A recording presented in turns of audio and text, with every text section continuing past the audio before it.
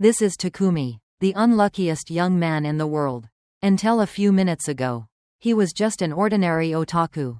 But in the next moment, he was suddenly summoned to heaven, leaving him completely stunned. It turned out that while trying to fix a time rift, God Sylph accidentally hit Takumi on the other side of the rift with too much force.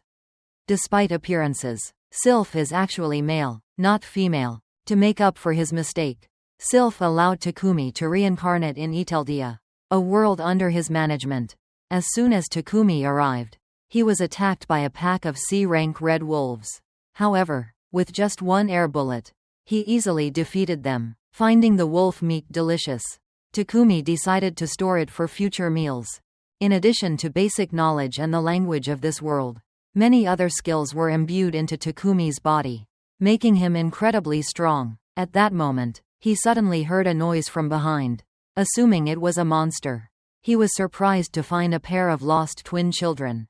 Not wanting to leave them in such a dangerous place, Takumi approached and asked about their parents. However, the children were frightened and didn't answer. Hearing their stomachs rumble with hunger, Takumi had an idea. He opened his inventory and took out 2 peaches. Seeing Takumi eat first, the kids felt safe and took a bite. The fresh, juicy peaches filled their mouths, and they couldn't stop eating.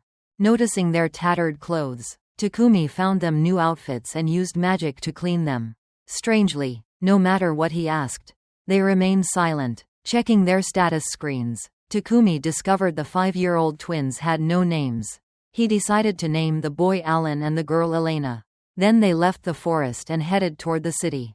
Although the twins could keep up with his pace, they were still children, so Takumi decided to walk slowly. Suddenly, Alan and Elena ran towards some monsters, leaving Takumi extremely worried. He wanted to use magic to attack, but the distance risked hitting the twins. Before he could act, the kids kicked one monster away and swiftly dealt with the rest, leaving Takumi shocked. At 5 years old, they were already this strong. How terrifying would they be when grown up? When asked, the twins explained they had detected the monsters and ran to eliminate them. To avoid future surprises, Takumi instructed them to report any monsters before engaging. The well-behaved twins nodded in agreement. Takumi now understood why the children survived in such a dangerous forest. They were exceptionally strong. As they continued, the twins detected another monster. After informing Takumi, they quickly defeated it. Seeing how obedient they were, Takumi praised them, making the twins very happy. The twins continued to handle the monsters, leaving Takumi with no chance to intervene. As night fell, he decided to stop for dinner. He asked Alan and Elena to help gather dry firewood and used a magic stone to create fire for roasting meat. Initially cautious, the twins now laughed more, making Takumi very happy. After a satisfying meal, Takumi cast a protective barrier for a safe sleep. Thus, Takumi's first day of adventure in Iteldia ended well. The next morning, they arrived at the city. The gate guards were astonished to learn they came from Gaia Forest, a dangerous area recommended only for A-rank adventurers. On top of that, Takumi was traveling with 2 children, which was highly suspicious. Takumi had to lie, saying he was from the countryside looking for herbs and hadn't ventured deep into the forest. He also claimed the kids were strong enough to defend themselves, easing the guards' doubts. When asked for identification to enter the city, Takumi explained they had none due to coming from the countryside. A kind red-haired guard helped them get checked and register. After confirming they had no criminal records, he issued temporary identification and advised them to visit the Adventurers Guild for official documents if they planned to stay longer. The twins were overwhelmed by the bustling crowd, clinging to Takumi in fear. Instead of going to the guild immediately, Takumi visited the temple. He asked Alan and Elena to wait while he knelt before the statues and sincerely called for God Sylph. Sylph appeared instantly and asked how Takumi was doing. Takumi explained that he found the twins in the forest and couldn't abandon them, so he brought them to the city. However, he was considering placing them in an orphanage. Hearing this, Sylph panicked and stopped him. This confirmed Takumi's suspicion that this was Sylph's arrangement. No wonder he was sent to an A-rank forest where he could easily defeat monsters, only to find children there. Sylph knelt in apology but said he couldn't reveal the truth about the twins.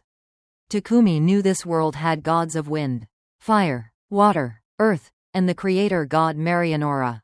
If Sylph couldn't speak, it likely involved other gods. Sylph admitted the twins weren't ordinary children and leaving them alone would be dangerous. Takumi had no intention of abandoning them anyway. He promised to keep taking care of the twins, making Sylph very happy. That night, they stayed at an inn.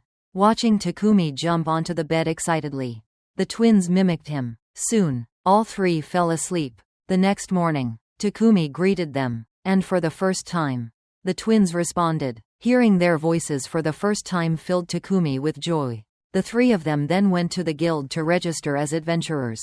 Receptionist Luna was stunned upon hearing this, as it was the first time children had come to register as adventurers. However, since there was no age limit, she handed them the registration forms to fill out. Shortly after, their guild cards were completed. These cards could also serve as identification documents, so Luna reminded them to keep them safe. She took the opportunity to explain the guild system to them. The ranks start from F for newcomers and gradually increase to S for heroes. Above rank S there is rank SS, but currently, no one has reached that level.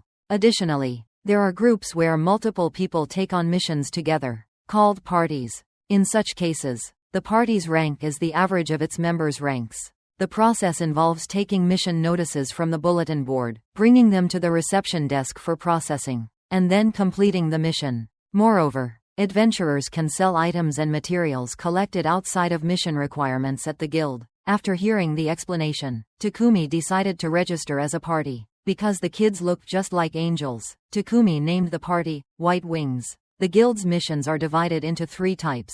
The first type is to defeat designated monsters. The second type is to collect herbs or materials from monsters. The last type is escort missions. Since it was their first time doing such a thing, Takumi decided to take on an herb gathering mission. They only needed to collect 10 lily herbs within 3 days to complete it. Takumi immediately set out to carry out the mission. Since this was a forest designated for beginners, it was very safe, with only harmless E-rank or F-rank monsters like slimes appearing. After finding a lily herb, Takumi called Alan and Elena over to teach them how to pick it. As expected, they were very smart. After watching just once, they were able to pick the lily herbs perfectly. Takumi immediately praised both of them. Initially, he only intended to encourage them. Little did he expect that, not long after, the 2 kids would end up picking more herbs than he did. Luna was shocked they gathered so much in half a day. Takumi credited the twins for their hard work. The F-rank mission's reward was modest, only 6 coins, while they were happily receiving their reward. A bald, brainless man suddenly shouted that this wasn't a place for kids to mess around. The shout scared the kids, making them hide behind Takumi. Even though Takumi calmly explained that the 2 were well behaved and hadn't caused him any trouble, Dominic still wouldn't let it go and even attempted to assault him.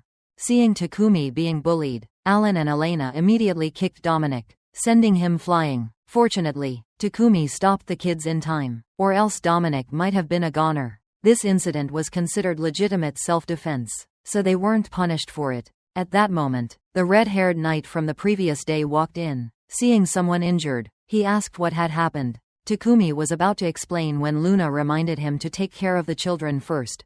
He turned around to find Alan and Elena crying their hearts out. It turned out that when Takumi raised his voice to scold them earlier, the 2 thought he was going to abandon them, which made them cry so loudly. Takumi immediately patted their heads and reassured them that he would never abandon them. After calming the children down, Takumi recounted the incident with Dominic to the red-haired man. It turned out this man was Vault, the second in command of the Gaia Kingdom's Night Order, Shuren branch. Vault already knew about Dominic's behavior but was curious as to why the 2 children were crying. Takumi explained that they seemed to think he was going to leave them behind, which was why they burst into tears. He also shared the story of how he found the kids abandoned in Gaia Forest, leaving everyone surprised. At this point, Luna suddenly remembered something. A slave trading caravan from the Argo Kingdom had recently been attacked by monsters in Gaia Forest while on its way to this city. There was a high chance the 2 children had been left behind as bait. Now, everything started to make sense. Upon hearing that Takumi wanted to adopt the kids, Vault offered to officially guarantee his guardianship in his capacity as a commander. At that moment, Luna excitedly asked if Takumi had gathered materials from Gaia Forest. Takumi modestly mentioned that he had a few materials from Red Wolves. Hearing this, Luna's eyes lit up as she eagerly insisted on buying them from him. Takumi never expected the pile of red wolf meat to sell for such a high price. Returning to the main topic, Vault had come to meet with the guild master to discuss an expedition. They periodically ventured into Gaia Forest to cull the monsters and prevent them from spilling out. Since Gaia Forest was a rank A zone with limited participants allowed, they were short on manpower. This time, Vault wanted Takumi to join the expedition. Although Takumi tried to decline by claiming that he was only rank F, Vault insisted he take part. After all, no rank F adventurer could hunt red wolves in Gaia Forest alone like he did. With that reasoning, Takumi had no choice but to reluctantly agree. Vault then went to see the guild master to arrange for adventurers to join the expedition as usual. At the same time, he specifically requested for a rookie named Takumi to participate. Despite being a newcomer, he was very strong.